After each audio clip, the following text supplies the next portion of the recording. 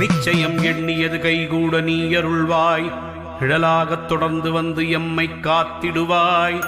அசிதாங்க பைரவா, உரு பைரவா, சண்ட பைரவா, குரோதன பைரவா, உன்மத்த பைரவா, கபால பைரவா, பீஷண பைரவா, சம்ஹார பைரவா என்று உனை 8 பெயரிலும் போற்றி வணங்குவோம். அருள் புரிவாய்.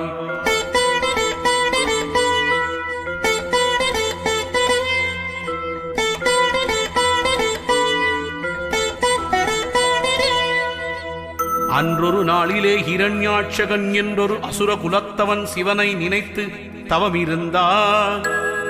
குழந்தை வரம் வேண்டி கடும் விரதம் புரிந்தானே. குறை தீர்க்கும் ஈசனை உறுதியுடன் நம்பினானே.